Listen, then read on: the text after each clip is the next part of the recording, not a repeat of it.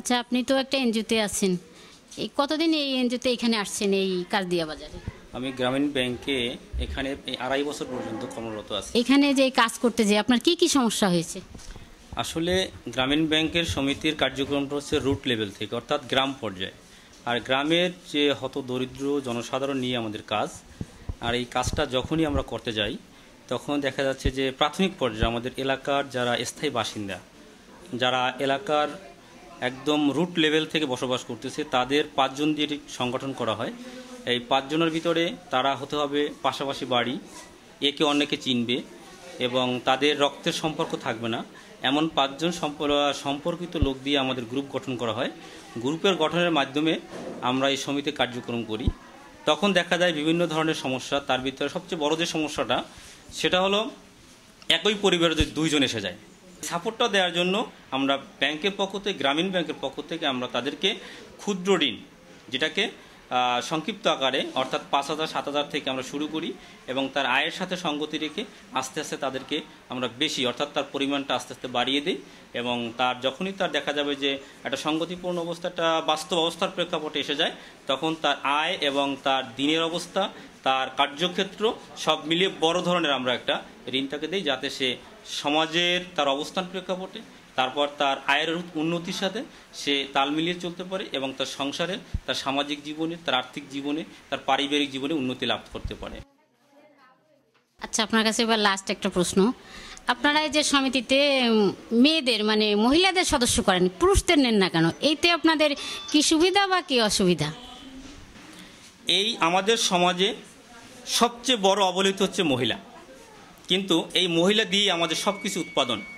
যেমনি একটা সংসারের কথা যদি চিন্তা করি, যে স্বামী সারাদিন, হয়তো আমার কথাই আমি চিন্তা করি, আমি সকাল 9টা 5টা অফিস করতে অফিসে আসলাম, কিন্তু আমার স্ত্রী সে করবে কি, বাসায় থাকবে, সকালে সে উঠে ঘর ঝাড় দিবে, সে নাস্তা গুছাবে, বিছনা ঠিক করবে, আমি কি করলাম, খেয়ে দিয়ে অফিসে আসলাম। মানে আপনি বলতে চাইছেন পুরো দায়িত্বটাই সংসারের মহিলাদের উপরে আছে? পুরো দায়িত্বটাই সংসারের মহিলাদের উপরে, কারণ তারা আমাদের সমাজের সবচেয়ে মুখ্য ভূমিকা পালন করে, কিন্তু তার বিনিময়ে তারা কোনো পারিশ্রমিক বা তাদের মূল্যায়ন বা তাদের ঊর্ধ্বগতি বা তাদের সম্মান এটা বৃদ্ধি পায় না।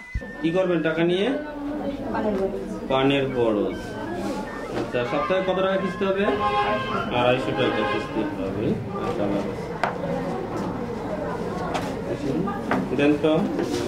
আপনার নাম কি? কৃষ্ণা দত্ত।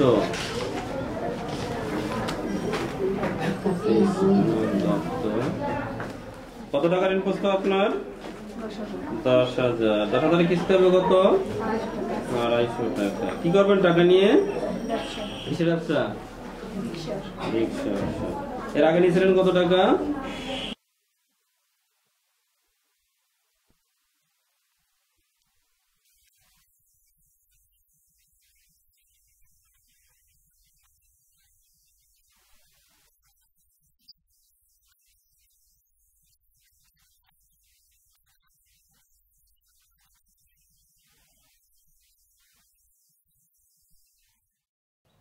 নাহার। 2 বাচ্চা, এক ছেলে এক মেয়ে। ও গ্রামীণ ব্যাংকের সাথে জড়িত। ও গ্রামীণ ব্যাংকে টাকা তুলেও অনেক জায়গা জমি করেছে, ডিপিএস করেছে, ওর উন্নতি হয়েছে, আরও কিছু করার আশা ওর আছে।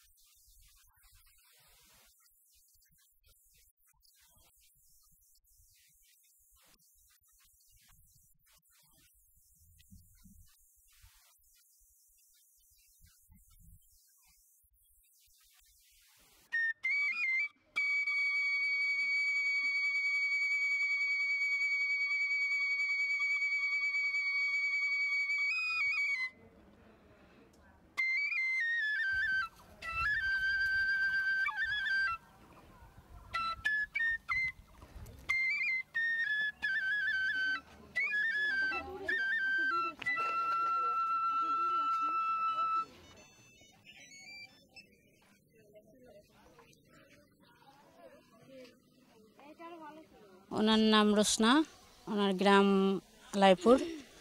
ওনার হাজব্যান্ড ব্যবসা করে, উনি চাকরি করেন না, উনি একটা দোকান গ্রামীণ ব্যাংক থেকে মোবাইল নিয়ে উনি একটা দোকান করছেন। উনি মোটামুটিভাবে আগের তুলনায় অনেক পরিবর্তন আসছেন এই গ্রামীণ ব্যাংক থেকে। ওনার 3টে বাচ্চা, 2টো মেয়ে, একটা ছেলে। উনি আরও উন্নত করতে চান এই গ্রামীণ ব্যাংকের টাকায় বা এই গ্রামীণ ব্যাংকের মোবাইল নিয়ে যে ব্যবসা করছেন তার থেকে। এই ওনার ভবিষ্যৎ। আপনার কোনো বাধা ছিল না প্রথম যখন আপনি দোকানে আসছিলেন? একজন মহিলা একটা মার্কেটে বসছেন, আপনার অবশ্যই বাধা ছিল। বাধা থাকার পরও আস্তে আস্তে সেই বাধাটাকে সমন্বয় করে কাজ চালিয়ে যেতে হচ্ছে। এই মোবাইলটা আপনি কোথা থেকে পাইছেন, কিভাবে আনছেন? গ্রামীণ ব্যাংক থেকে। গ্রামীণ ব্যাংক থেকে। আপনি এটা ইউজ করা শিখলেন কোথা থেকে? ওইখান থেকে ট্রেনিং করায়, তারপর মোবাইল। তারপর আপনার এই গ্রামীণ ব্যাংক থেকে যে মোবাইলটা আনছেন, এটা যে ব্যবসা করছেন, এর থেকে আপনার খুব উন্নতি হয়েছে? আপনি নিজে কাজ করছেন প্লাস আপনার হাজবেন্ডও কিছু করছেন।